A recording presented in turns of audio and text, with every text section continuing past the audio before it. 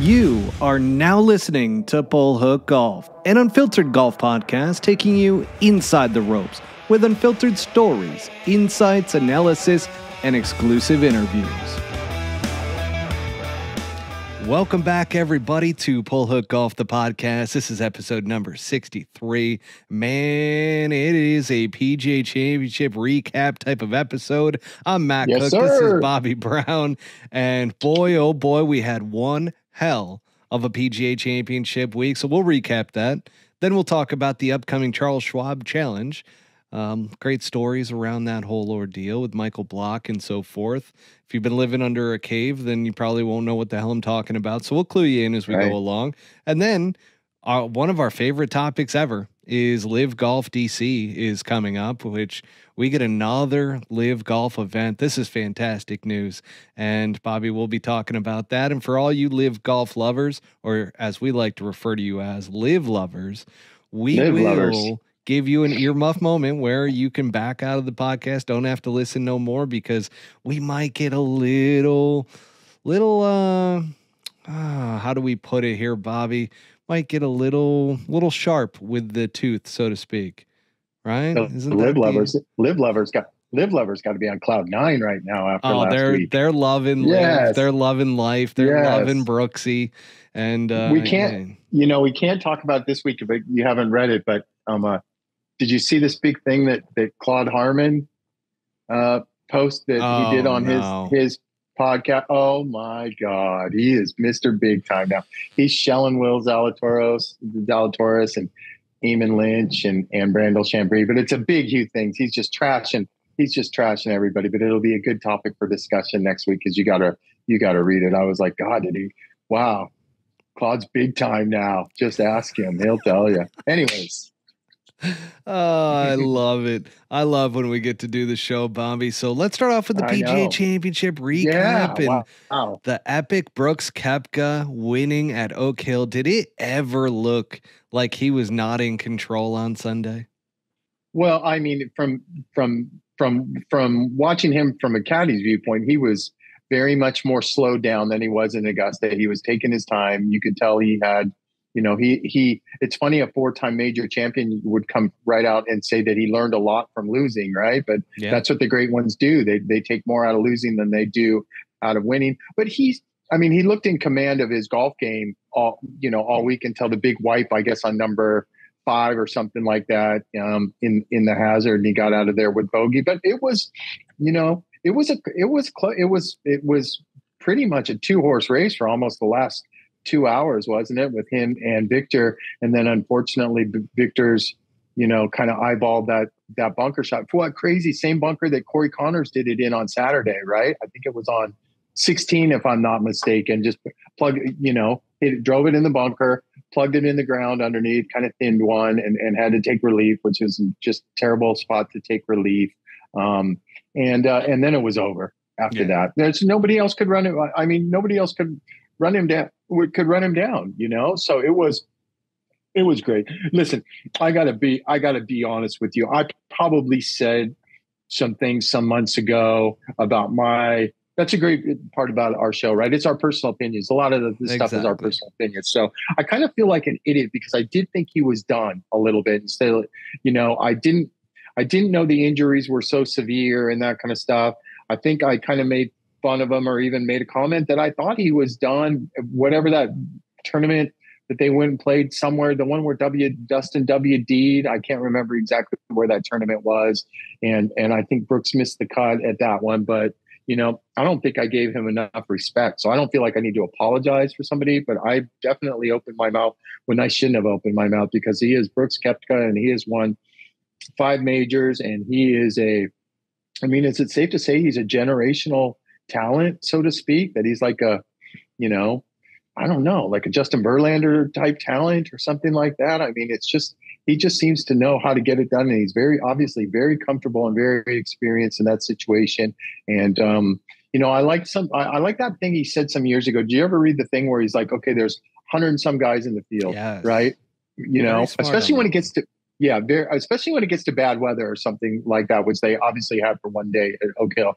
He goes, let's say there's 150 guys in the field. 100 of them can't beat me. I'm better than 100 of them, right? Um, 30 of them had never been in this position before, and they'll crumble under pressure, blah, blah, blah. So he basically whittles it down to 12 or 15 guys that he really has to beat. And I kind of like that mindset. But I mean, he was in control. He was in control of his game the whole way. I really like the way he slowed down compared to his Sunday at Augusta. He learned a lot. He flat out came out and said it early in the week too. He said what he did at Augusta was he made the mistake of playing not to lose, right? Instead of playing to win. And he knew that, and he learned a lot from that. And he went out and put the afterburners on early, and it looked like he was just going to run away with everything. But with every major championship, I don't care how good you are, there's always going to be some kind of drama, right? So he had his drama there on number 5. Am I right, Mike? 4 or 5, Matt, when he hit it in the water, got out of there with bogey. But I was talking to some guys today, Harris English, and some guys that missed the cut, and they were like, man, that was quite the performance. They were saying if you hit it in the rough, you needed to be a big, strong athlete like Brooks or Dustin or Kurt Kitayama or something like that, or Viktor Hovland or Scottie Scheffler, somebody that has a lot of speed, and you can get back in position. But man, I was glued to the TV, right, for 4 days straight. I was absolutely glued to the TV. I'm sad when these big tournaments are over. I got nothing else to watch as a spectator. But Scottie played great. God, Scottie is not putting well, and he still only gets beat 2 shots, right? And you just gotta. That's the wow. And I'm not going to take anything away from Brooks Koepka, but if Scottie Scheffler putts anywhere close to like he's Scottie Scheffler, I mean, I think he might be hoisting the Wanamaker. I'm not sure, because he had look after look after look, and they weren't really burning edges or catching edges. And I couldn't, I don't think there's a mechanical thing or anything like that, but I just think sometimes you read greens good and sometimes you don't read greens good. And he's obviously very comfortable in that spotlight. And, it's a shame that Viktor Hovland didn't get it done. I read something that he has never won a PGA Tour event in the United States. That shocks me when I heard that. What has he won? He won Puerto Rico, I know, back in the day, early, I think. And I think he won some other one that was off campus, but he's never won a tournament. But he's obviously getting. Yeah, I know. It wasn't that weird. You would think that he's won like 5 or 6 times because he's Viktor Hovland. But, he made a coaching change. He went away from Jeff Smith to a guy named Joe Mayo, who's quite the character, kind of a guy that'll sit down and bar with you, have a couple of drinks, and tells you what he thinks. And where there was always the knock on Viktor was the chipping and that kind of stuff. And I also read this thing where Viktor went to Joe and he said, I got to work on my chipping, and, I get the closed club face and this and that. And he goes, hey, let me show you something. Let me show you something. And I think he pulled up videos of Jordan Spieth, Dustin Johnson, somebody else chipping. And it was the same technique, right? With the closed space. And I wouldn't say a bowed wrist, but he made a point about something else. And I think that they didn't do anything technical, but I think that a good coach like that is going to, that inshoots some confidence into you, right? Like, hey, I'm doing all the right things. I just need to practice a little bit more and get a little bit more comfortable with that. But it was a great week. It was a 2-horse race. It was obvious it was a 2-horse race. Those 3 that we just talked about. Cam Davis went a Yahtzee on the last day and was 3 under. Bobby's breakout player of the year, Kurt Kitayama, finished 4th with a nice run by him on Sunday at 3 under. Obviously, Bryson had a great week. He's got a new caddy on the bag. His caddy's name is Greg Bodine, and Greg Bodine is from Seattle, and he's actually related to, I'm going to say he's a cousin of Andrew Putnam, of the Putnam family. Andrew Putnam and Michael Putnam. And so he worked for Tony Finau, and Tony Finau had all those near misses, and and Greg took a lot of shit in the media that he wasn't helping Tony, which probably wasn't fair. Tony get it done, and they were making some mistakes and that kind of stuff. But you can just get back to the old, the caddy's not making the swings, and maybe Tony wasn't ready to win, and it's a shame that Greg loses the job, and then Mark Urbana comes in, and Tony is, obviously a solid top 10 player in the world, is going to probably win 2 or 3 times every year for a while. But it's good to see Greg back on Bryson's back. I'll tell you one thing about Bryson. I was impressed with his attitude out there, to be quite honest with you. There was no shenanigans.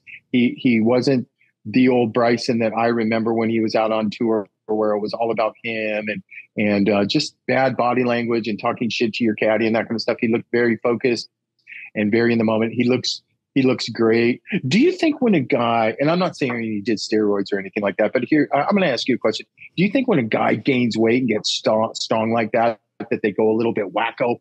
You know what I mean? Like a lot of testosterone, Bobby. Is that what it is? Testosterone. Yeah. A lot of testosterone. And I wonder when he was going through those physical changes, if that was just putting him on edge and he was short tempered because his diet wasn't proper. And I've read stories about what he was eating and all the calories and everything like that. And now he absolutely looks like a specimen in that.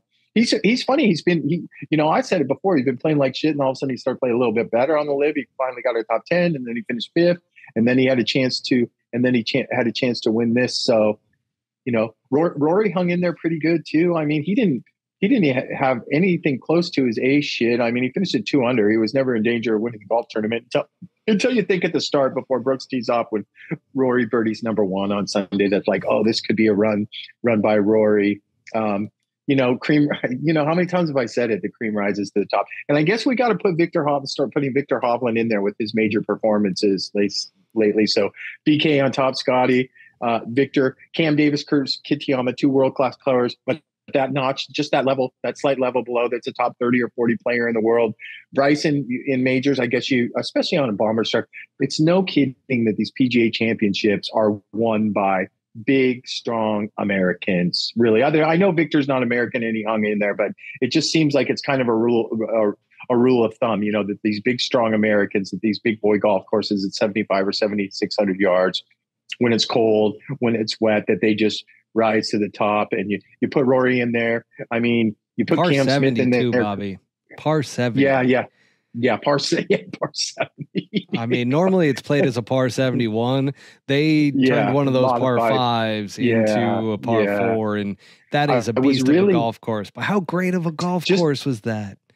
It's crazy. Remember, I was telling you I had been there and I had a good run there with Dustin. And I knew every hole on the backside, but I'm like, I'm looking at these front side holes early in the week, and I'm like, I don't remember one of them. And then I started watching the thing where he rerouted fucking everything, right? Yep. He took this hole and put it over there, and he got rid of this hole and he got rid of this lake, and he just. His name is I called him Richard Green last week for some reason, but his name is Andrew Green, right? And now he is kind of rising to the top as what did they nickname the other designer before that went in and did like Torrey Pines and touched everything? I can't remember his name. He's so famous, but they called him the Open. Yeah. God, how do we? It's not a. Oh God, what is his name? I don't know. You might be able to look it up in time and save face, but they called him the Open Doctor. But now this guy seems like he's the go-to restoration, the go-to. How do I not know this? That guy's like one of the most famous designers. God, I'm trying to think of the name. Yeah. I can't quite think What is his name? You think of it and I'll keep going down the leaderboard. So another great week by Cam Smith. Both you and I have been talking about how he's getting on form. He had a nice weekend. He finished 1 under top 10. Form. He's finally on Sunday. And we talked about it. He had to play his way into form, and he is definitely playing his way into form. And he's probably going to be tough in this LIV event coming up here that we'll talk about this week. Patrick Cantlay had a nice week, T9. Justin Rose was right there, didn't have a very good Sunday, 1 under. Shane Lowry's a big time player, right? He shows up in, doesn't do, always has had a nice career and everything like that, but he seems to show up in these big events, and he finished tied for 12, at even par. And then we know the big story, right? The biggest story to come out of this whole tournament was Michael Block. I mean, so I'll tell you my Michael Block story. Is this going to be remembered as Michael Block's PGA Championship or Brooks Koepka winning? To me personally, I think it's more the Michael Block story. The way he was embraced by the players, the way he was embraced by that New York crowd. Boy, that New York crowd, man. Wow. They were, Jim, when they announced what did Brooks and Bryson play on Saturday and the Boo Birds were out, and those hot mics going, they're fucking picking up. They're picking up shit that I'm like, wow, there is no delay. There was Jordan had a big temper tantrum. Did you see that one? The video of that one, which was awesome to see. I mean, that was the best thing I've ever seen in my life. I mean, What did he say? He hit that iron. He goes, damn, can you hit one fucking good iron? And I'm like, that away, man. That's passion. But they were getting heckled, the Brooksy and the Bryce and shit. They were getting heckled. And somebody's like, oh my God, this crowd is so rough and everything like that. And I'm like, you never fucking been inside the ropes in New York at Bethpage. That's why they're the greatest fans. Well, they in the world. destroyed Bryce and DeChambeau on Saturday when Brooks and Bryson played together. I mean, they were definitely clearly on Brooks's side versus Bryson, and Bryson heard it. Yeah. And them saying the Brooksy thing, I don't think is a compliment, because I think that came from Bryson or something originated there. And Brooks, a couple years ago didn't really appreciate that, but he just doesn't show any emotion whatsoever or make any eye contact. He is out there to do a job. But getting back to your original question, to me, the big story was Michael Block. Oh, I was going to tell you, we played a practice round at Belle Reve at the PGA Championship, which Brooks won. And he was obviously in the field, and there is no way that you would tell me that he was going to have such a great week and be in the mix and keep his shit together. Because let's be honest, 9 out of 10 of us were waiting for him to shoot 80 or have one of those days on Sunday under pressure. And he never gave in. So he never ever gave in. He's a SoCal guy, so he's got to be cool, boy. Right? He's there you go again with yours. I gave you a Cali New York soft. Crowd the most. Cali soft. Yeah, my Cali gummy bear soft. I was going to say he's a SoCal guy, so I dig those guys. But I gave your coast props on the New York crowds. You did. I've been in those ropes at Bethpage a few times, and they've. I told you that story when they started calling me Big Bird. I couldn't figure it out, but I was wearing the gigantic yellow bib that was oversized, and I'm like, I'm embarrassed, but it was pretty fucking good. I heard him heckling Stuart Appleby about his pink pants, and Stuart Appleby about wanting to go over and punch one of them, which I don't think those guys want to fight Stuart Appleby. But then again, I don't think that those New York guys would run from a fight. And I think if you go after one, you're going to have to probably handle about 6 to 10 of them. You got a few. Yeah. Which, by the way, hang on.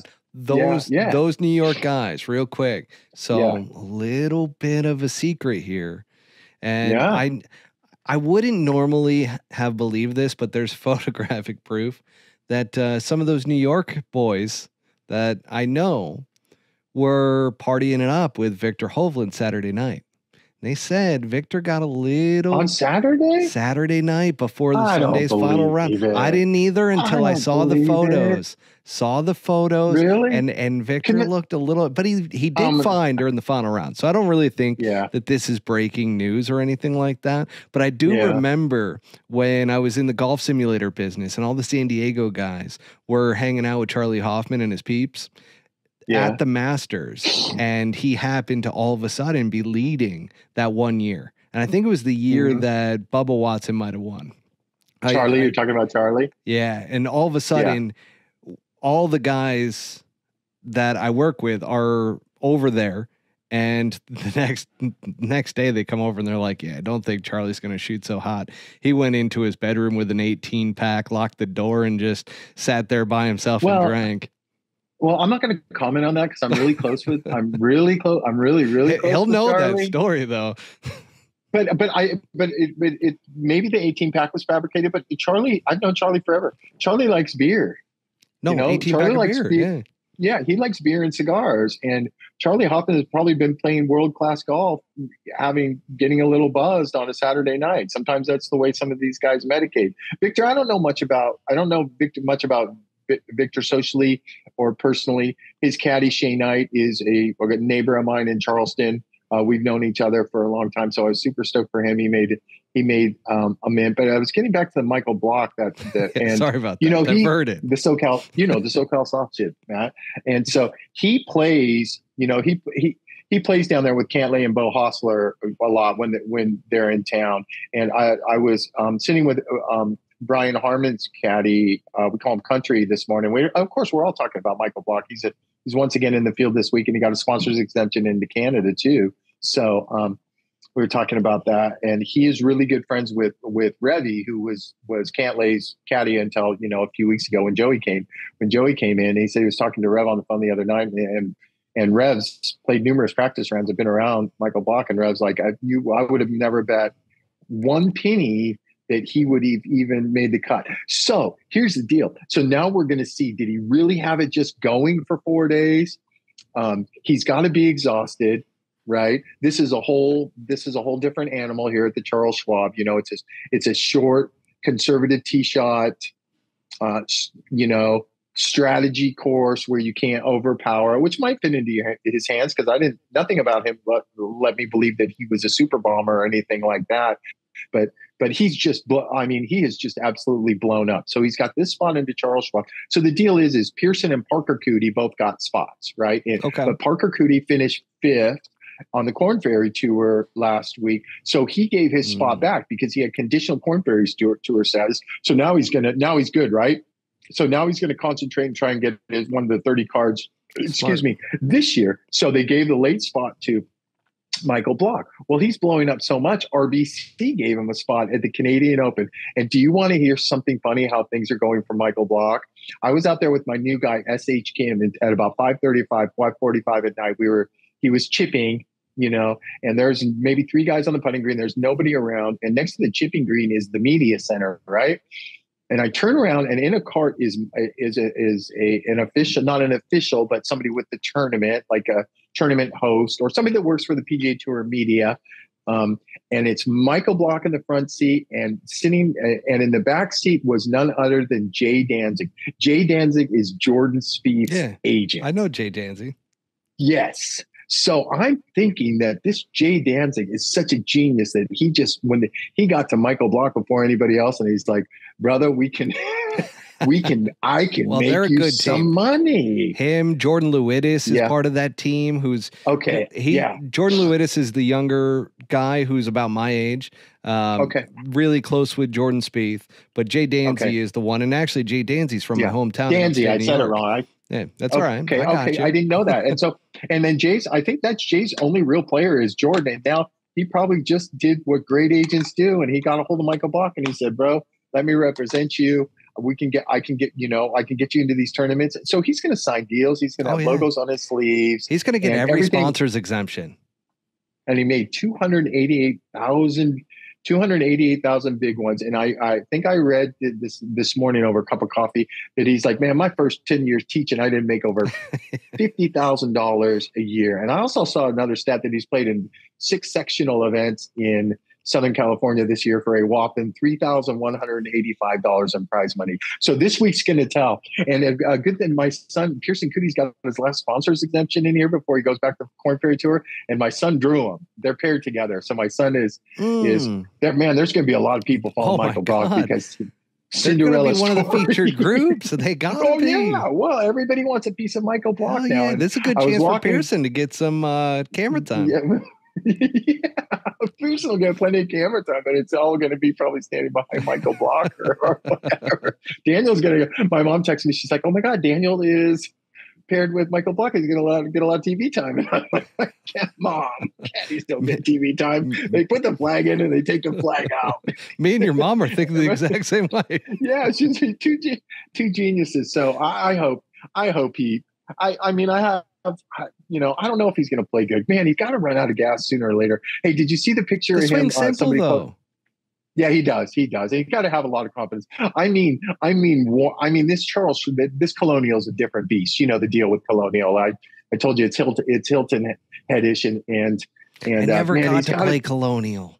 I'm so mad because I was working a deal back in the day. And it didn't bad work news for you because it's one of those iconic tracks. It's funny. I remember that the first time I showed up here at Colonial, I'm like, what's all the hoopla about? Right. And they're just like, oh, it's just a Bermuda, Texas track. It's nothing special. And then you get out there and you're like, oh, this hole ain't much. And then you're like, oh, yeah, this old golf courses, there's holes that you hit 5 irons off the tee. And I don't think you hit more than, you hit more than 6 or 7 drivers. If you're smart, right? If you're smart, and experienced, you don't hit more than 6 or 7 drivers. No champion, when you look down the wall of champions, has ever overpowered this golf course because you cannot power of this golf course. I was going to tell you, it's too bad you didn't get to play it, because they're blowing it up on Monday, right? They're blowing the whole thing up and redoing a bunch of holes and taking out a bunch of trees, and they're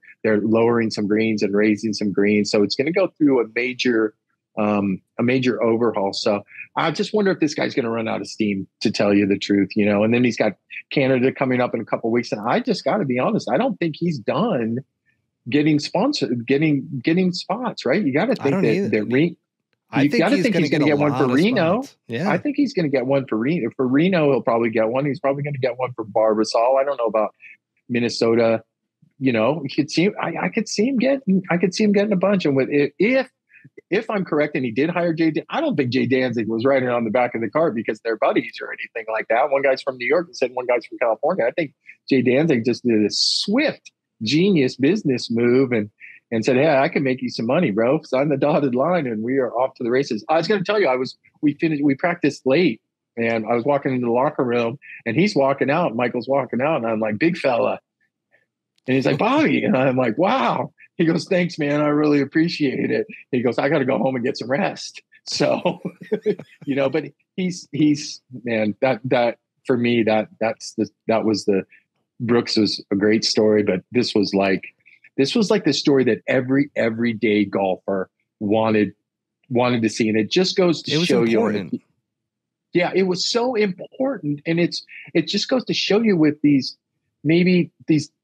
designated events don't always have to be for these big guys, that there's always going to be a littler guy that's going to show up and play some golf, you know? So those are the real stories, Bobby. And that's where talking with my guys who have gone through the PGA and so forth, they were in tears listening to him talk about how this is for the 29,000 PGA professionals that are out there. Yeah. And I got to tell you, it was moving for a lot of people. I was surprised to hear so many grown men admit that they cried during that speech and everything, and watching him play in the hole-in-one, because it hits home for those guys. Because what I don't think a lot of people realize is the dedication and the sacrifice that PGA professionals make. Oh, man. Man. Especially out here in Arizona, they're not even paid that much. It's like, that's what's crazy about it, is it's just like, oh, do you not love the game of golf? And like, that's kind of the messaging behind why golf pros out here in particular don't get paid a lot. Now, I know they get paid a little bit more in California, and especially in the East Coast, PGA professionals can make more money, but it really is something to where when you see that, it's like, don't give up on your dreams, folks. No. Even though you might have been beaten down a little bit or sidetracked, it's never too late to achieve or accomplish your dreams. Well, that well said, Matt. Well said. But these guys like Michael Block are the grassroots guys of golf, of PGA golf. Think about it. Most of them start in the bag room, right? They work their way up to outside services. Then they go through the program. They pay a lot of money. They get in the shop, and then they go to first assistant. And if they do their time, they move up the ladder. But the fact is, on all those jobs I mentioned for the first, let's say, 2 to 8 years, pay $15 to $20 an hour. No, not even. Do you know there's golf? No. The number one public golf course out here in Arizona was paying outside service guys $13 an hour. Yeah. Insane. And they're that's crazy. That's just absolutely crazy. And I can't tell you. And the assistant pros too, the same. Sorry. And you know, and these are these guys that go out and play on these, as you did too. These are these guys that these specialists that go out and play these mini tour events. And it's funny, you hear PGA Tour pros saying, "I don't want any part of a mini tour player when they're playing in Arizona on a course that they played 200 times," because they're ruthless and they're fucking good, right? They're all good, and they know their game, and they know how to shoot 62 at Encanto, or I'm just using Encanto. No, you're spot on, because that happened on the Butch Harmon Vegas tour. That there was a lot of guys that were Vegas residents who, the two guys that were on top, and literally one of the guys won almost every single golf tournament. And then as soon as he'd get into a PGA Tour event, because Butch set up some sponsors exemptions and so forth. And I remember one of the guys got into the John Deere, and John Deere, like, there's tougher golf courses in Vegas than out there at John Deere. Like, let's be honest. So he goes out and can't break 80. Like Yeah. literally Yeah. just struggled his ass off because as soon as you got him out of Las Vegas, the guy couldn't Yeah. play. But Yeah, it's like you get him onto these courses that he's played 100 times. Like Yeah. you said, he Yeah. knows how to shoot 62 on those golf courses. We're paired with him this week, but you know, Laura Boss' son, Eric Cole, who's been having a fantastic year, he's won, I'm going to guess he's won 30 or 40 times on the mini tours through Florida. But my point is I've heard numerous tour pros say, I don't want any part of any mini tour, any Arizona Desert Specialist mini tour player, because I know I got to go out and shoot 61 or 62 to finish, you know, to win the thing. So it just gets back to the point that these guys do their time, they make no money, and they're the grassroots. And I've been so critical, you know, I was so critical after Southern Hills last year of the brass. You know what I mean? Kerry Haig, the setup guy. And you could, if you watch the golf, you could see what I'm talking about with these officials. Like when they call these PGA Tour officials over, they look panicked, don't they? They're like, well, one club lane, and they're radioing in to make sure that they're doing the right thing. And they just, I used to bag on him because my experience with David Price, with Dustin, Whistling Straits, you know. Yeah, well, that was it's funny. It was funny. My player was in the U.S. Open qualifier yesterday, a 36-hole Open qualifier, and one of his agent's friends is a member at one of the courses, and he was a 40-year PGA of America member. And we started talking about some stuff, and I'm like, I go, you know David Price? He goes, oh yeah. I go, you friends with him? And he goes, oh yeah, I'm friends with him. And he knew I worked for Dustin. And he goes, why, you want to talk about that Whistling Straits thing? And I go, yeah, I'll talk about it just between me and you. And I told him exactly what happened. He goes, so that's what we figured. That's what we figured happened if you know David Price. But I've always had a problem with them. But they look panicky. They didn't look like the show was all about them, but they just look panicky. But I will say this. On the PGA Tour, we are spoiled with our officials, right? Because they are the best officials in the world. They do it every single day. They do numerous rulings every single day. They tell you exactly what to do, blah, blah, blah. There's so many rulings out here that players could just do by themselves, but they're so paranoid now that they're going to do something wrong, simple taking relief from a grandstand or something like that, or a sprinkler head. It just really slows some play down and it gets a little bit aggravating. But I felt like those officials are, you know, scared, that they look scared. I got a little bit off the path there. Well, no, I'm not trying to you're spot them on though, because they're PGA professionals, right? Their day job is not as tour rules officials. Like week in and week out, they're not spitting out the rules. Like they're at the club. If they get asked about like their local club championship or whatever, it's like, oh yeah, I know this rule. Okay. Yeah. 2 club lengths, whatever. But now they're under the spotlight of the TV. And they're under a lot of scrutiny to make the right call and to know that they know every in and out when it comes to the rules of golf, which a lot of them don't. I'm going to be honest with you. A lot of them don't like. I mean, man, I not was like impressed. Our officials anyways. No, definitely not like your officials, but it goes to the fact that they're not doing this on a daily basis. Like granted, they're around the game of golf, but they're not rules officials. And I'm going to tell you what, the USGA officials, it's the same. They come out of the same flavor too. And I'll tell you, they're exactly the same. They don't do it on a daily basis. It's a big deal for them. It's the US Open. They're the USGA, which makes them, you know, important, but to them, they probably think that they're more important than they really are. So I'll tell you a quick story was, so my guy played in a 36, they had the first the United States major final qualifier. I call it sectionals. They call it finals. So there's 90 guys, great field, Sergio, GMAC, all kinds of players in this thing. It's a 36-hole qualifier, and it's a bunch of local PGA guys at 2 courses. I think it was Northwoods, which is a really, really good course, and another one called Bent Tree. But I was watching a couple of guys. So the deal is I knew this job was coming. You know, I knew this job was coming for a week or whatever. So I'm like, so I was talking to his agent, and I'm like, hey, do you want me to come in Monday and do the qualifier? I don't know the courses, and I know he's been playing practice rounds with him out there. His wife, he is married. His wife she knows golf pretty good. And he said, and his agent texted me back. He said, no, so his wife's going to get a push cart and a carry bag, and she's going to do it. And I go, well, I'm going to come in. You know what I mean? Because I want to watch him play for 36 holes. You were telling me last week. You were pumped. Yeah, I was pumped. I'm pumped. I got horsepower. I got some horsepower, and I'll tell you about our practice round today. But, I'm watching him out there, and I'm watching these officials and the time checkpoint. They have like checkpoints for time and that kind of stuff. And I saw one of these officials at this course he played in the afternoon, this bent tree golf course. So number one is kind of a drivable hole. So once guys get on the green, they mark and let the other group hit up. And I'm standing up there watching SH play. And these guys are all roast and driver about 20 yards short. And they're going to go approach their chip shots. And I'm watching this local PGA, or I think it was a USGA guy. He's got a stopwatch, right?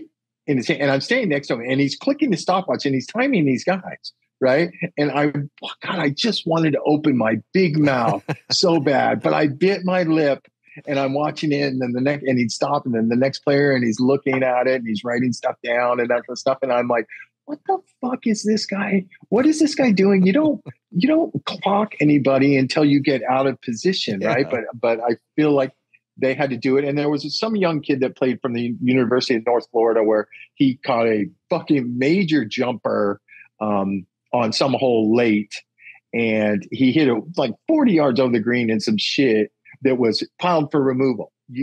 So if anybody doesn't know what piled for removal means, that means that the maintenance crew or some construction's going on and they don't have any place to put this dirt or something like that. They put it where they think, wood, whatever. They put it where you think where they think it's out of play, that it won't be in play. But right. But if it's obviously piled for removal, like they're going to take it out, you would get relief from that, right? So this kid airmails it into this obvious piled for removal thing. It's like 6 feet high of all these big hills and just shit, right? So this old guy sitting back there, and he's got to be fucking 76, right? And he's got that tank and tonic looking face, like he's been in the sun all day, and he just can't wait to get home and pet his mini doodle and have a cocktail and tell his wife how many rulings he gave. So he's like, yeah, I don't think it is. I'm listening to this conversation. The kid's like, man, this is fucking piled for removal. I want a second opinion, right? So he's on this little thing, and everybody's waiting, and my guy's on the number, to get to the U.S. Open, and it's like 5 or 7 minutes. Here comes up another cart, and the guy's like shaking his hand, and the kid's like, man, I'm telling you, this is piled. And so they ended up giving it to him, but it just slows it was just a bad. It was. So just you're telling me it could have experience. been one official that just was like, yeah, that's piled for removal.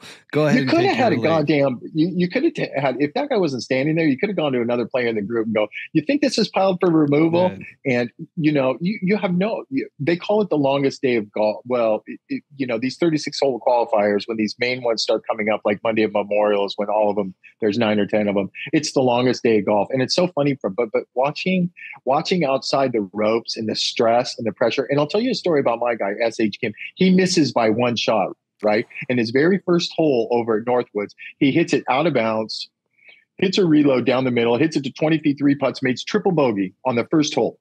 Triple bogey. And this young man fights his way all the way back and plays the next 35 holes in 10 under par and did not drive it good, right? He did not drive it good. I could count on 2 hands how many fairways he hit in 36 holes. But what I really noticed, why they call it the longest day in golf, you don't notice it when you're inside the ropes, but I am watching these guys with an hour and a half to go, and they're out of fumes, right? They got nothing. It's hot. It's Texas. It's pressure. And it is just...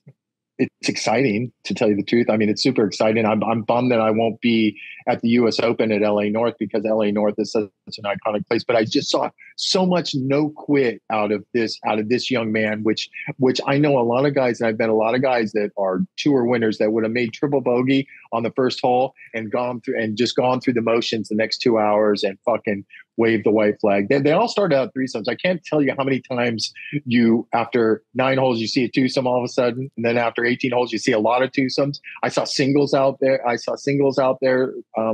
Late in the round. And, it's an exciting time. Whew, that was a lot out of me. Man, you had me going. Like I'm starting to sweat over here about the whole entire 36 holes. Yeah, how that world works. That is a lot out of me right there. What a day! What a day! And how about his wife? She is, and she's Korean.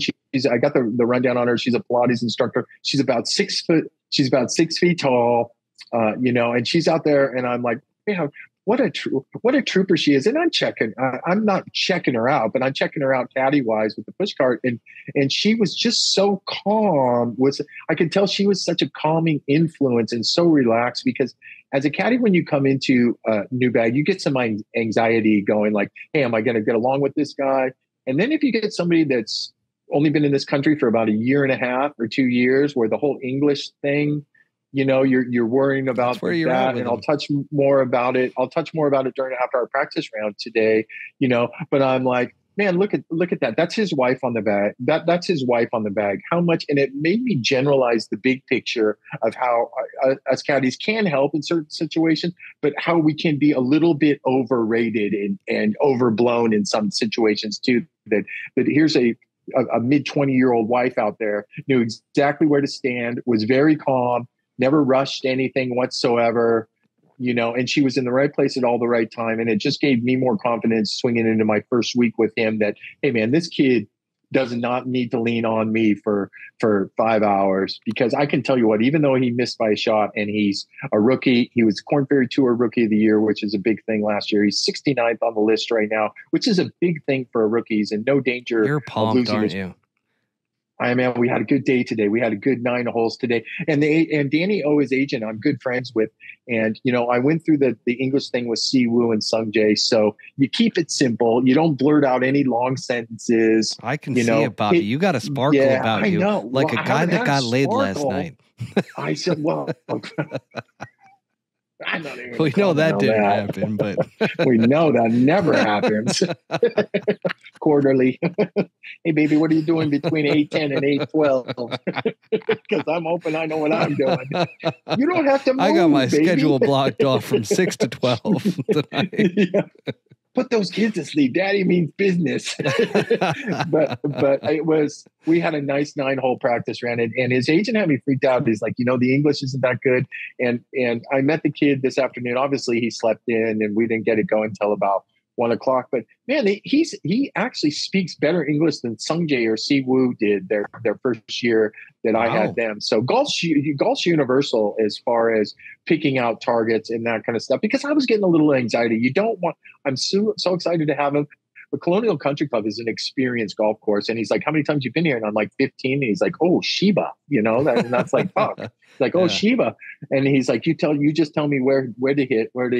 And, and I was translating to him. And I'll tell you what I've done in the past is I'll take 20 Korean phrases translated to English and that kind of stuff, and I'll put them in the first page of my yardage book, because if there's something that really needs to be said, instead of me trying to explain it to him, I'm just going to show it to him. So we were actually communicating earlier on the range through Google Translate and that kind of stuff. But he's, I'm not going to say nothing, but I would never compare somebody to Sungjae, because Sungjae's so damn consistent. But this kid's real, right? This kid is the fucking real deal, and I'm excited. And I've had bad experiences with Sungjae at Siwoo at this course, where Siwoo just wants to bomb driver everywhere here, and you dissect this golf course, right? You hit it in the fairway and you 8-iron or 9-iron it to death, and you don't really need to chase too many flags, because honestly, Matt, 13, 14 under gives you a chance of winning here. Nice few under a day. Absolutely. And maybe one good solid round. So I'm excited. We had 9 holes. He looked great. He paid attention to my advice, and we played with his good friend Ben On, who is, Ben On's a great player. He won the BMW. He lost his game for a while. He had to go back to the Korn Ferry Tour.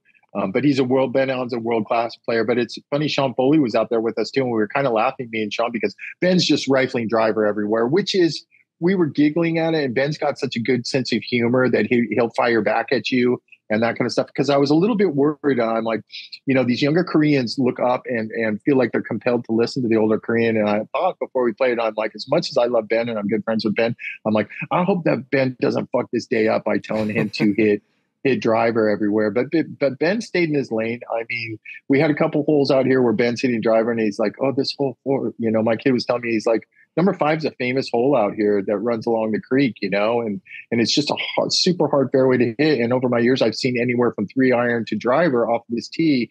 But it's when a rookie gets there and he sees on the sign that it's 480 yards, they naturally think it has to be driver, where it doesn't. So he's like, okay, I make a deal. I hit driver first. He hit this the perfect drive. And I'm like, of course he hits the perfect fucking drive. Right. And he goes, what do you like? And I go, I think it's 3-wood all day. And he goes, yeah, but 480 3-wood. And I go, listen, it's your choice. And I explained to him, what I've seen over the years. I go, it's your choice, but you can go 3-wood 6-iron into the middle of this green and try and make 4-4s and just absolutely throttle the field. And he goes, okay, I hit a 3-wood too. And he hit a 3-wood that got about 6 inches into the left rough, which is brutal over there. And he walked over and he looked at it there, and he walked into the left rough and how dead it could be if you hit it down below. There's a low area over there. And he goes, yeah, it's 3-wood. And so we got along good. I felt like we connected. I felt like we gelled. I felt like it was right back to where I had been for 3 or 4 years with the Koreans. I'm very comfortable in that situation. Finished the practice round. He went in and got a quick bite to eat. And then I'm just kind of checking him out. You don't know what they want routine wise on the putting green, their routine. Do I pick the balls up out of the hole? Does he want me to throw them back? So you just kind of flank him. And he's a very polite young man. And the first thing he said to me when we were driving the cart you have to take a cart to the range. It's a little distance away, but he Google translated. He's like, hey, I'm sorry if I don't understand. He translated everything you say. I'm trying to learn English every night. Maybe you can help me learn a little bit more English. But I watched him go through his process on the putting green, and he's very professional and he's very committed. And I will tell you one thing that I saw this young man yesterday. I could tell that the only thing that's kind of holding him back a little bit is the driver can get a little bit squirrely sometimes. And when you hit one left nasty right off the bat in the U.S. Open qualifier, and then he hits the next 6 in the right rough, you know where that comes from, right? Because, even a player at your level, you hit one left nasty, Matt, and you're fucking Matt Cook's scared the rest of the day. He ain't releasing that club and letting it go left. So I think, fuck no. So I think this is actually a good golf course for us because it's such a mixed bag off the tees. What I was going to tell you was, here's another fucking Korean that I saw get up and down all day yesterday from spots where you're like, this is fucking dead, right? And he is Siwoo and he is Sung Jae. And I was talking to somebody else today, and I'm like, they asked me, they go, why do you think they have such good short games? And I go, I think that's why they fire at those couple of those names I mentioned, why they fire at every fucking flag, because I think when they're taught as kids, I think the parents teach them or the instructors teach them rhythm in the golf swing, and then they teach them the importance of chipping around the green, right? And I think that goes hand in hand to why somebody like Siwoo or Sung Jae is, never met a flag they don't like, so to speak. Makes sense. But this kid seems a little bit more disciplined. So I am ready to get I'm ready to get the week rolling. I'm ready to get the week rolling. I know you are. Yeah. And I saw Troy today. You're an eager little beaver over there. And I saw Troy today. And it's so funny. I was sitting with my new player, SH, and Troy just comes right over and sits down and starts talking to us. And I can't say enough good things about Troy Merritt. Who's and if you're going to bet it, well, so he has a Korean buddy. His name is TK, who's been battling, who is a good mini tour player himself, who's been off and on Monday qualifiers for the web.com tour. He lives in the Dallas area. So he will take 1 week this week. And then he's got a buddy, Zach, who is a PGA of America member, who's a really good player himself, who's caddied for Troy at Mayakoba a couple times and had like a 3rd place finish and a 5th place finish. He was very capable. So those two will split we'll do 1 week each. And then I think, I didn't go over when Troy played in the Dunhill Cup a couple times, and I got referred this guy named Jerry Byrne, who's an Englishman who is kind of one of those 60-year-old, a little crusty caddy with a great sense of humor, which Troy likes. And I think Troy I didn't ask Troy, but I know Troy really enjoyed his company. He was raving about him. But I think I heard through the grapevine today that Troy has talked Jerry Byrne into coming from Europe to caddy for Troy the rest of the year. I wasn't dare going to ask Troy anything about that, but I just thought it was classy for Troy to come up and say, "Hey, man, good job. That sucks. You missed my one shot." But it's just Troy. He's just the nicest guy in the world. So it seems like everybody's going to be happy. You can guarantee that Troy Merritt's going to play good this week, because whenever a caddy leaves, it's 9 times out of 10, Matt. And nobody would be more happier other than Troy Merritt or his coach or Courtney, his wife, and his kids, that he had a great week. But I hope Troy has a really, really a really good week. And I hope we both get into contention, after the first couple of days and see how the cards fall for the weekend. But we got a hell of a golf course and we got a hell of a field. So, it's the last time we're going to see Colonial as it was originally designed, and they're going to go through a major facelift next year. And I also have my son here, obviously, for Pearson Cooties, who's playing with Michael Block. And that's going to be pretty exciting for me as a parent too, because my son's caddied here a couple times when he first started caddying. And I'm just looking forward to an exciting week. We got a great field, obviously. Scottie Scheffler, they're all here except for John Rahm. I guess, right? I gotta pause you for a second though, because we're talking about such a nice guy in Troy Merritt, talking about your son, who's a great guy. We've had him on the podcast, and we're talking about Michael Block and how he's such a great guy. Well, let's talk about another great guy who makes some great penny bets, and that would be me. Because last week, I told you I was on tilt. You skipped over our entire section for the penny bets for the PGA Championship. So we got to revert back. We got to reverse course here, come right on back to our penny bets from last week. Let's just remind the audience that we make 1,000 pennies as a bet. And so we had 2 bets last week. Normally we only do one, or sometimes we get into the live golf side of things and we do our golf picks, but louder, but we'll get into that later on.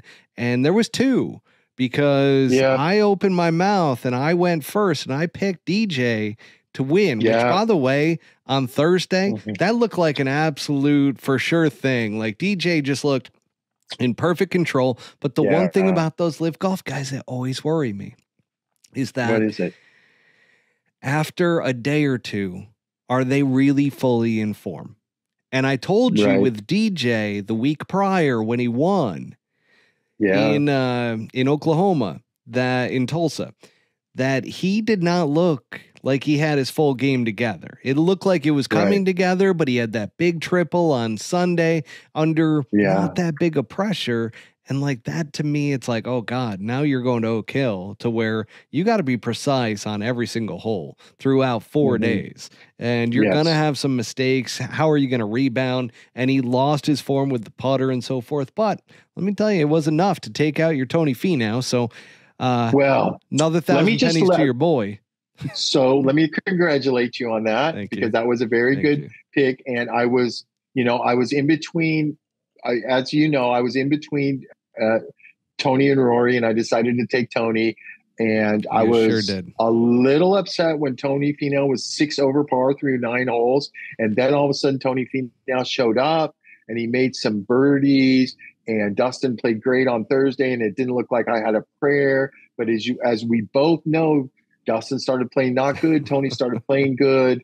I mean, it's so funny to say one guy's 5 over par and one guy's 8 over par, that they're playing good. But at a major with a little mini bet going on, because I started that last round only 3 behind you at one point, right? Tony it was one of those days where I was like, okay, well, I'm going to lose this one for sure. But I really thought I was going to win. I thought I was going to win the other one. So let me tell everybody, Matt took the live field, 17 players, and I got, well, I'll just say it, I got pretty much fucking everybody else, except for club pros. Oh, that's a good point. If Michael Block had won, I guess nobody would have won. There would have been no blood. And I was going to ask you too, I was wondering if, let's say, like a European Tour status player won, Victor Perez, would that have been a no bet, or would you have given me that one? I would have given it to you, because the way that you phrased it was that you didn't think a live golfer would win. And so I took live golf versus the field.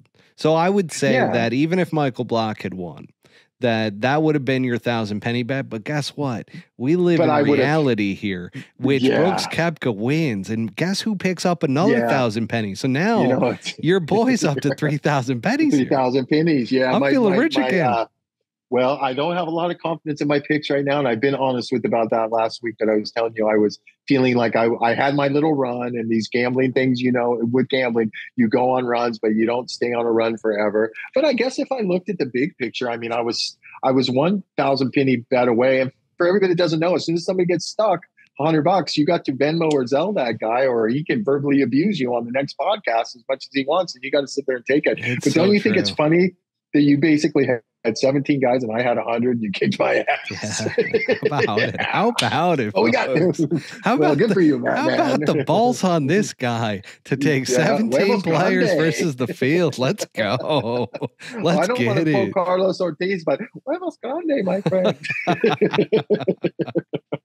Now we're page? heading straight into, I mean, you've already been talking about the Charles Schwab Challenge at Colonial. You've already talked about the course, how it's going to get blown up on Monday after the tournament and everything. So I say, okay, let's go straight to the penny bets. What do you think? Let's go to the exciting. Yeah, let's go right to it. Yeah, and you're the defender. You're the defending champ. I am. So. I didn't even get to ask you like field analysis or anything like that.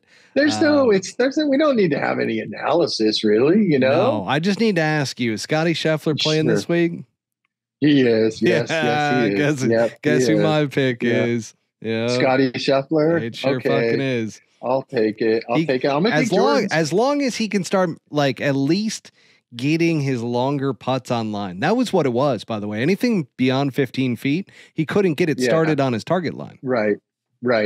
Well, I saw quite a handful of putts from 12 to 15 feet that looked makeable that he did make too. So, 10 feet and above. Yeah. You win, okay, deal. Yeah. Okay, I'm going to take Jordan. I'm going to take the hometown boy. Love that. I'm going to take Jordan Spieth. He gets away. I was talking to his guy. I was talking to Michael Greller this morning. I'm like, hey, he survived 4 days, and we were talking about this golf course because Daniel was sitting there, and Michael really likes my son Daniel a lot, like a really lot. He asks about him about 3 times a day. It's not annoying, but it's like, hey, but it's I'm sitting right here, Mike. I can caddy too, bro. It's like you're gonna know about. But we were talking about conservative tee shots, right? And he made the comment. He goes, "Yeah, we tried that last week. It didn't work. You know, Jordan got really conservative off some of those tees to try and put it into the fairway. But, you know, he had a good week. I think he finished 4 or 5 over. He had a respectable week for Jordan. But I just got a feeling, man. I got a feeling that Jordan is going to, you know, play good for the crowd. He's obviously a past champion here. He's very comfortable. So hopefully, it's a good pick. Yeah, it's a good pick. So Jordan versus Scottie Scheffler, the defending champ has Scottie Scheffler. The guy on tilt has Jordan. Love that. Absolutely love that action. Yeah, no, Scottie Scheffler versus Jordan Spieth. I really enjoy it, and you know what? It ties into your interactions with Jay Danzy and watching him with Michael Block and so forth. I mean, I could have gone multiple ways. I could have gone S.H. Kim there. I could have gone Michael Block, but I chose Scottie Scheffler instead. So we got that going for us this week. Now, as we move beyond Colonial and the Charles Schwab, we get into LIV Golf DC. Which, let's start with the good. All right. Okay. And I'm going to ask you a question here. Okay. What does Brooks's major win mean for LIV Golf? I don't. Well, I think I don't think it means a lot, but I will say that it definitely does mean because I fell into this demographic too, that, you know, washed up and that kind of stuff. But there's obviously 10 guys out there on LIV that can fucking flat out go, and they can play with anybody in the world at any time. They're not washed up. Everybody knows who I'm talking about. Just look down the major leaderboards when these guys play. But I think it's probably a good thing for LIV Golf that they love it. Right? Adds credibility, right? Adds ton of credibility, you know. And then and I was bringing up that Claude Harmon thing of him being big shot and running his mouth, which, you know, caddy, he just ran his mouth. I mean, fuck, stay in your lane, man. You're a fucking coach, right? And he's not Brooks' only coach.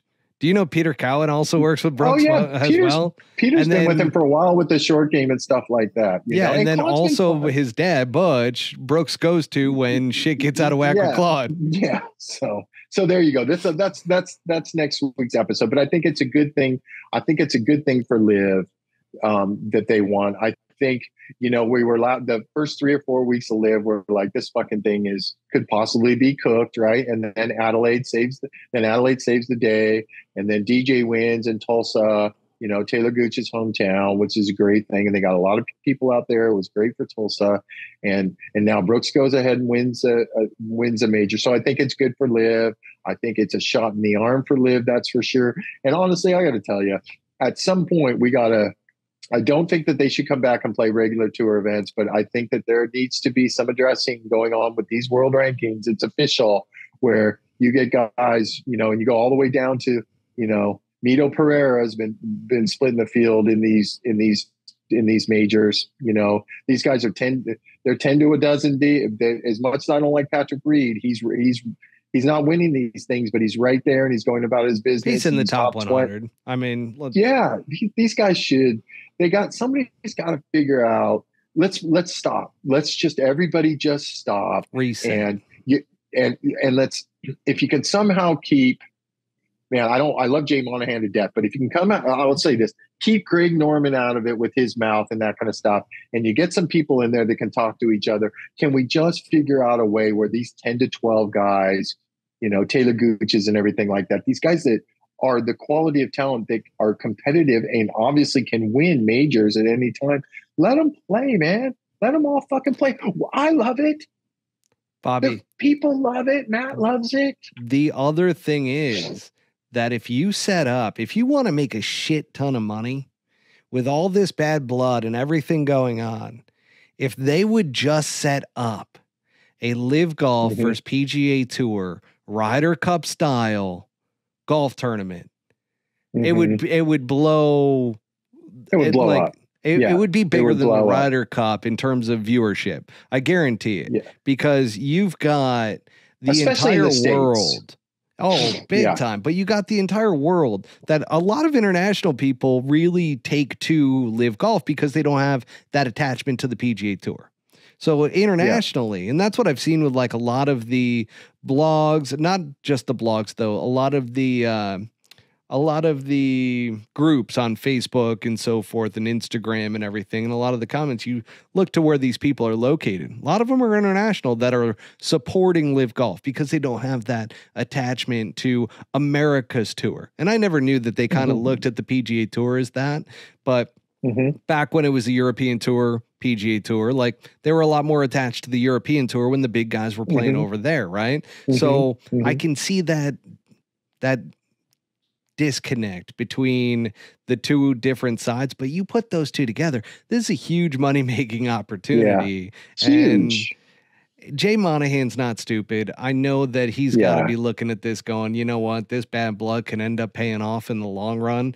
Yeah, we don't want more guys to jump ship, but you've kind of settled now to where you've got your LIV Golf League, and then you got your PGA Tour players. And there's a differentiation between the two products. Both products are for different fan bases and sometimes hit in the middle, which I fall more in the middle than anything. Like I like to watch LIV Golf.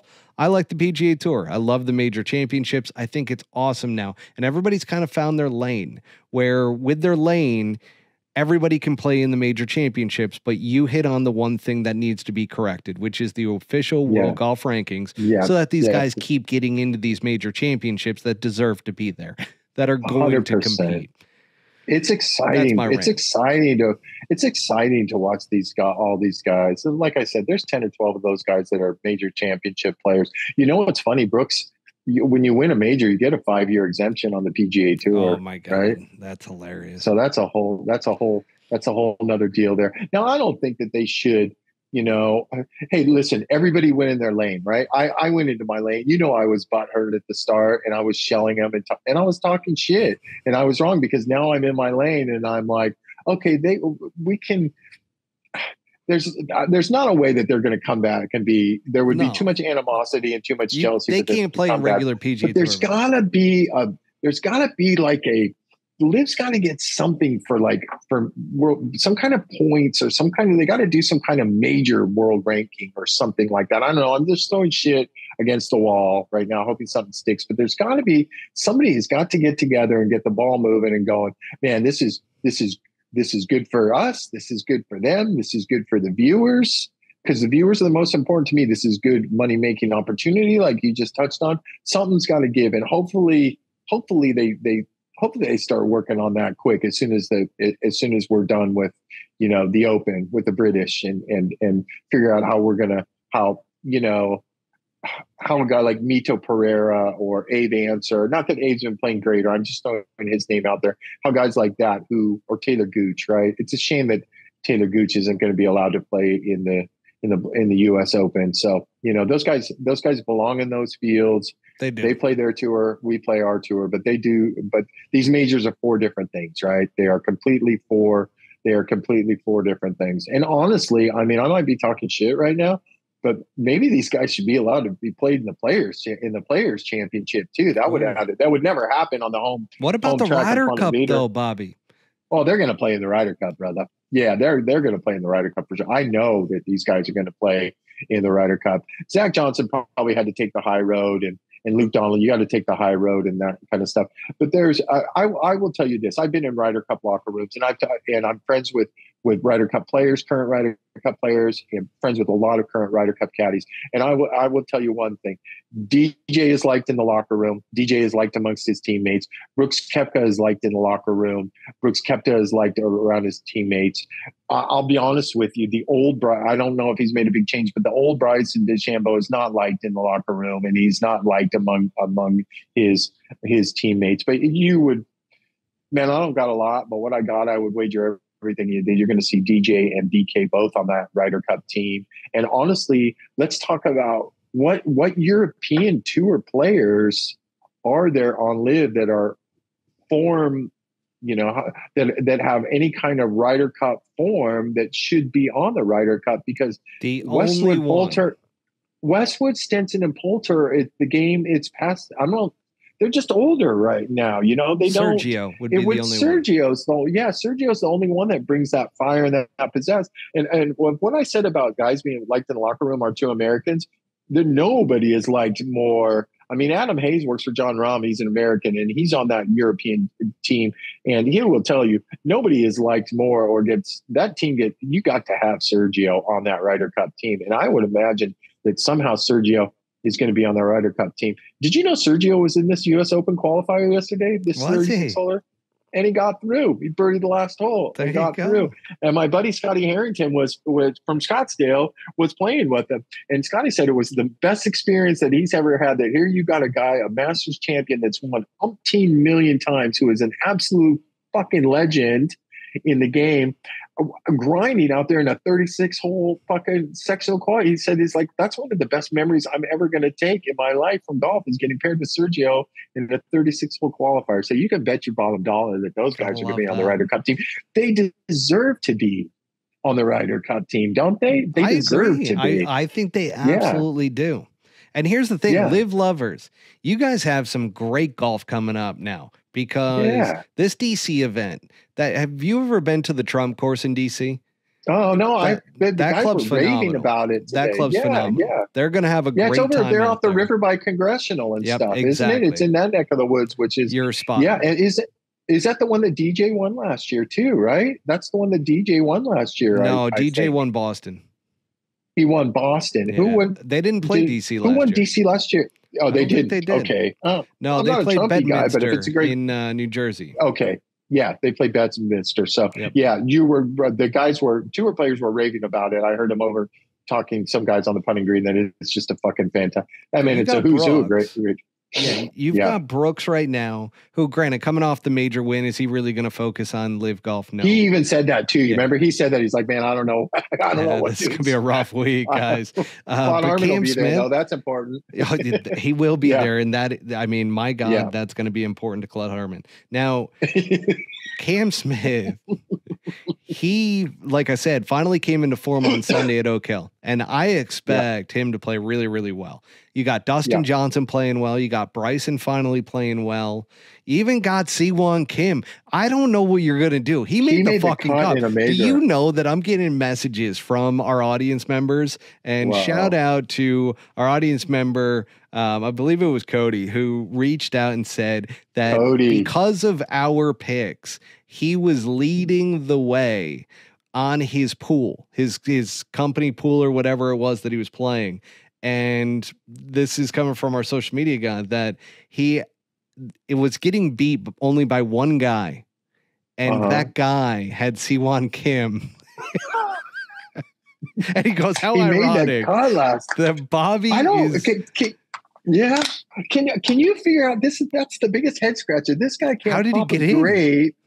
But because the same way that he got to live, because he came off the Asian tour, he was like a top 2 guy on the Asian tour. And so the PGA gives, you're exempt if you're a top 2 money leader or something like that. How is it he doesn't pop a great there and then he goes to fucking Oak Hill and he doesn't? I mean, I know who cares if he finished 60th? He fucking made the fucking cut. He made the cut. I don't know who to pick as the worst player this week, to tell you the truth. It's got to throw you for a loop, but there's some good golf ahead for LIV Golf because these guys are finally firing, and I think it's gone on long enough to where, these guys, it's no longer about the money. Now it's about pride. And I think for a professional athlete, and this is what, in the beginning of all of this, when you and I were going back and forth, I was like, look at Major League Baseball, look at the NBA, look at the NFL. These guys are getting paid millions of dollars, but they are training their asses off. I've been around Major League Baseball locker rooms, and to see those guys and how much they're focusing, and they're playing every day. It's that, to me, I'm like, you know what? It might be an adjustment period, but these guys eventually, that pride and that ego that got them there in the first place is going to kick in at some point. I think it's kicked in for these guys to where they realize, wow, I can't take 3 months off and come back and expect to be ready for the Masters. I can't be ready to all of a sudden start winning every LIV Golf event that is out there. And that's why those guys that were kind of your journeymen were winning events. And I said, this is not a good thing for LIV Golf, for these journeymen like a Charles Howell III, even though a great player, but average at this point in his career, right? It's he's seen his best. He's seen his best golf. I'll touch one other good thing about LIV that I was negative about. How can these guys be informed playing? Well, the first year was 9 or 10 events. That was the first year. But this, now that I think about it, this 14-week schedule for them, how awesome is that for Brooks Koepka? Because think about it. He's played hundreds. How many PGA Tour events has he played other than majors? He's won 5 majors. Did he win Phoenix twice? Has he won Phoenix twice? Do you know off the top of your head? And he loves the banter of the crowd. And he won Memphis one, and he won Memphis once. And I'm trying to think if he's won anything else. But he's played an astronomical amount of PGA Tour events where he has not played good and he has not won. And I've almost seen him before on the PGA Tour in the past where he's been in a regular event where you could just tell, but he's like, fuck it. If I play good, I play good. If I'm it's no big deal. So I think this 14-week schedule is great for, I don't know if it's good for Dustin, to tell you the truth, but I think it's great I think Dustin's more of a guy that needs to play more to stay into form. But I think it's perfect for Brooks for 2 things. He only gets geared up for big tournaments, obviously. I mean, God, this guy, man, he's won 5 majors. That's like fucking, there's only 20 guys that have done it. Yeah, I know. Which I was surprised that there's that many guys that have done it. I didn't think that. I thought there was like 8 or 10 of them. I don't know the fucking history going way back, but it's good for him. Think about it. It's good for his body, right? It's good for his body. He's going to be dead. They got a baby coming in a couple months. I mean, it's good for him as a parent and that kind of stuff. And I don't know, man. We got to find a way to keep these guys fucking in there, bro. We got. What's hilarious? I was talking to my trainer about it this morning, Ando. When I was trading, because I go, Brooks Koepka, his personality only works when he wins. Like people love him when he wins, because there's that bravado, that ego that comes along with everything he says, right? But it only works if he wins. It was dark during that time when he was injured and everything, and he's sitting there going, I don't know if my game's ever going to come back or not. So, folks, if you're a LIV lover, this is the time where the earmuffs need to come on, because Bobby and I are about to get real salty about some LIV Golf. So go ahead and pause it. Go ahead and exit the podcast. Exit left, as they like to say in showbiz. And we will go ahead and continue right about now. So Brooks Koepka, first of all, does it even matter for LIV Golf? Because of the standpoint that he doesn't want to fucking be there, Bobby. He doesn't want to be on LIV Golf. If he knew that he was going to be this healthy and be able to get back to the top of his game, he has said it time and time again now in all of his interviews that I didn't know if I was ever going to get back to the top. And that's the only reason I decided to go to LIV Golf. Is that kind of a little bit of a shade to LIV Golf, even with the victory?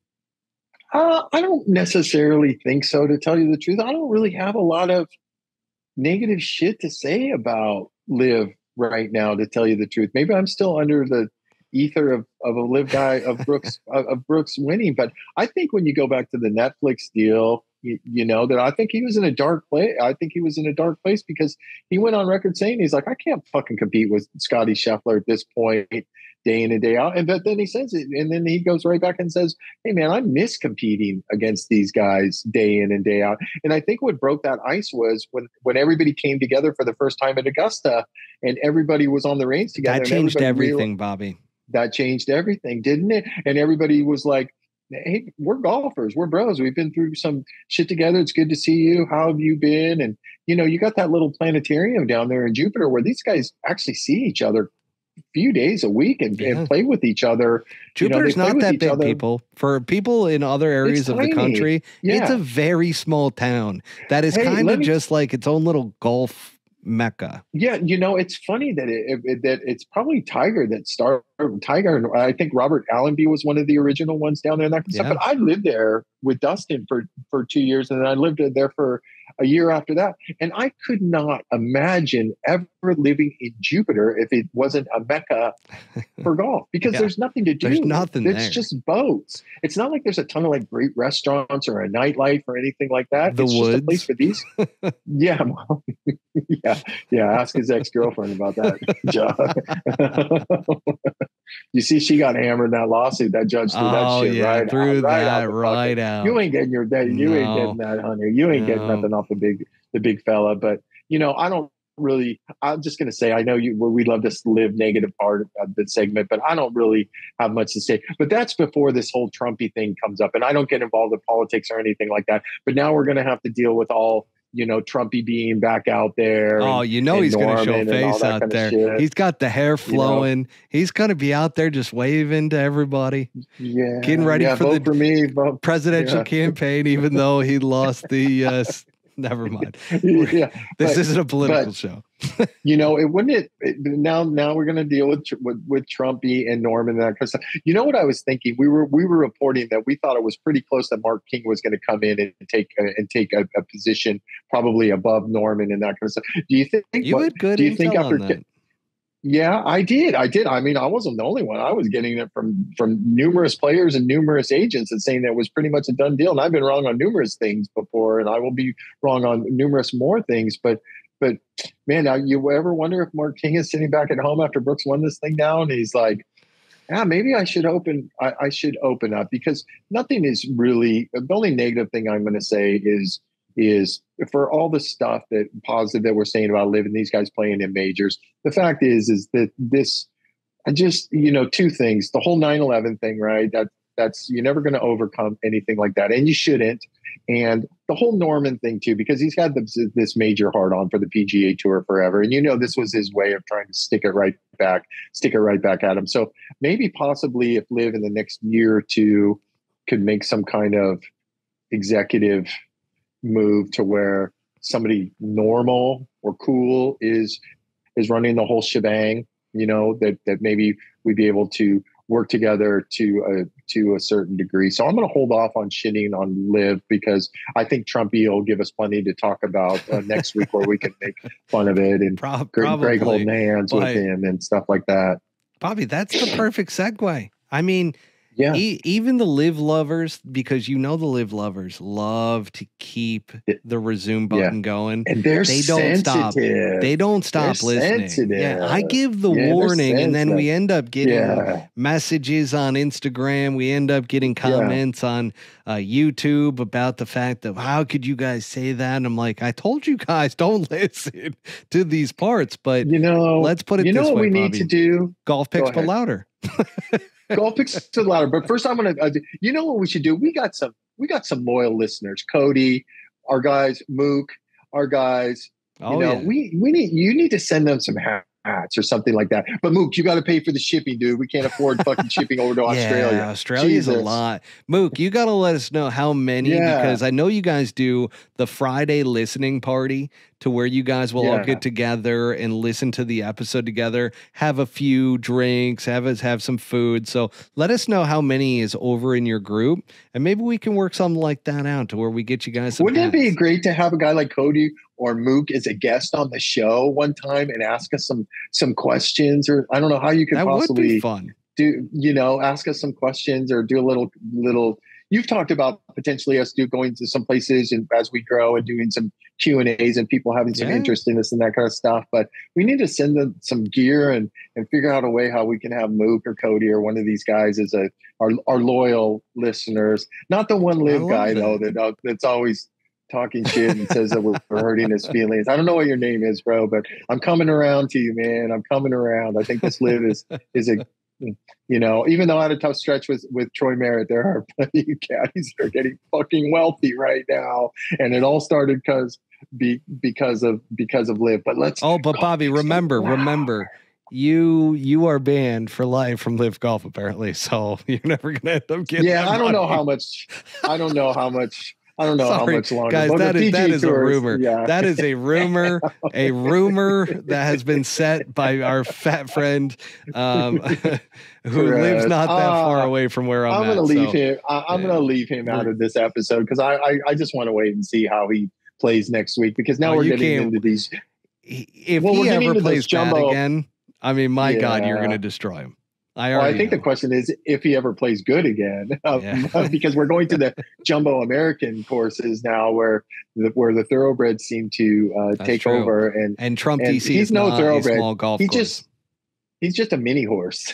He's no thoroughbred. He's just a mini horse. He's a horse that has eaten a little bit too much. But that being said, golf picks but louder. Golf picks, but louder. Okay. Let's go. Bobby, you get to start with the individual, which are you going to stick with your guns after Siwon Kim made the cut in a major? He just made the cut in a major, but I'm going to change it up and I'm going to go with fat fuck himself, Pat Perez, as my worst golfer. Yes. We're going to big boy golf courses. I saw his little temper a couple weeks ago in Tulsa. And I also noticed that he was the only fucker on the Aces team that wasn't there. Switched it up. I'm going to take it. Yep. I'm going to take Pat Perez. So I opened the door for you to take Siwon Kim. I'm taking Siwon Kim. I'm so proud of you. I am so proud of you, Bobby, for taking the spiteful pick versus the smart one. It is a spiteful pick. There is no doubt. But I think he's made. I was funny. I was doing some live reading before the episode because I like to be prepared and that kind of stuff. And I know that Pat's made some money early, at Adelaide. And I did come across this thing that said, remember how he helped the team for 3 points? Did you know that was the only time he helped his whole team last year? I read that was the only time he helped his team last year. So now I'm getting back to, I'm going to go to his last year's form at these big boy thoroughbred golf courses. And I got fat ass to be the worst golfer in our bet. And you took a solid pick, my friend. You took a solid pick. I mean, when you hit the heater that Siwon Kim is on, I just have to say, I don't know whether or not you're gonna win out on this, but it took more marbles than me taking LIV Golf to win the PGA Championship last week. Right. Well, but my angle on that was I hate Pat Perez's guts with the passion. He's the most hated person in my life. If you listen to this podcast, you know why. Yeah. Good reason. Well, and my second angle was, well, hell, Siwon Kim was just on a big boy golf course last week and made the cut. So maybe he will. Come on, Siwon Kim, give me a top 30, because Perez ain't going to finish in the top 30. He might, but I don't think he is personally. So maybe I'm feeling real good right now about it. But I will tell you this, Bobby, is every time that I have felt good about my last place pick, they've played really fucking well. So Siwon Kim, for just you, because I don't know you. Yeah. I don't know what type of person you are. I've never met you in my life. But, man, I actually hope that you play really well. and finish last. So well, he's going to have to, because he's going to get relegated if he doesn't. Yeah, I hope you have to go back to qualifying. You know, because I've heard that he was a stick in college. He was a stud at Stanford. Yeah, he was a stud at Stanford. That's for sure. But he's in his mid-30s now. So let's move on to these teams now. Who gets to pick the team? You get. We go in order, right? So I'm on a heater here. I know who you're. I'm going with the Cleeks. I'm not going to let him go. Yeah. I am going to stick with the Cleeks. I'm not going to fucking jump ship from that C1 Kim Kevin Danny Lee douchebag powerhouse team either. What's their name again? The High Flyers? No, that's Phil Mickelson's team. You're the Ironheads. Yeah, that's a perfect name for them. Ironheads. Yeah. So I'm going to take the Ironheads. I mean, I could pick a team that finishes next to last, and I still lose the bet. You did last week, or not last week, the week before for the LIV Golf event. So awesome. We've got our picks. Awesome We've got golf picks, but louder. You know, we recapped the PGA Championship, Brooks Koepka, but it's going to be known as Michael Block's PGA Championship. Speaking of Michael Block, can I interrupt you real quick? I want to bring something about Michael Block that I really enjoy. Two things. He played it off to the crowd and never got scared, right? He knew how to get the crowd behind him by flashing at him. And I honestly think he knew he made a hole in the one, but I think he was kind of playing it off like me. Yeah, he made a hole in one. But I want to draw everybody's attention to his super fucking flex move of the picture they showed him in a bar on Saturday night. He was in a bar and somebody took a selfie with him. I don't know if you saw this flex move, because no tour pro would ever do this, but he was wearing his golf shirt and his pullover, his Nike pullover, and you could see the yellow credential band that says PGA Championship Player Access, and you could just see it enough. And I thought that was just like he said he wasn't in the bar drinking, whether he was or not. But I will say this. I mean, I'm not saying anything negative about Michael. I know he's in the sun all the time, but you can look at somebody's skin face and see if they like a couple of cocktails at night or something like that. So I think he was probably in that bar, but I just thought that was the coolest little flex move, that he's wearing his credential at 9:00, just enough for people to see who he is. So kudos to you, Mike. I would have done the same fucking thing to you, buddy. I completely agree. That's pretty cool. That's a cool little flex move. And then we had the penny bets. So the penny bets and once again, with the penny bets, I got Scottie Scheffler. You got Jordan Spieth for this week at Colonial. You're on the new bag of SH Kim, and you are pumped up about that. Let's go get him. Let's go get him.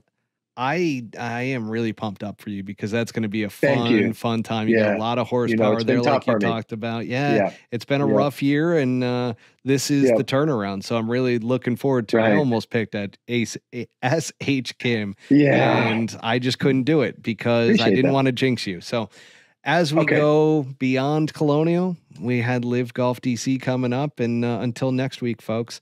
Bobby, I hope you have a great week and a successful week. Yeah, awesome. Thanks, everybody, for listening. We'll see you next week, Matt. Take care, buddy. Thank you for tuning in to Season 2 of the Pull Hook Golf Podcast. Make sure to hit subscribe and go to www.pullhookgolf.com for more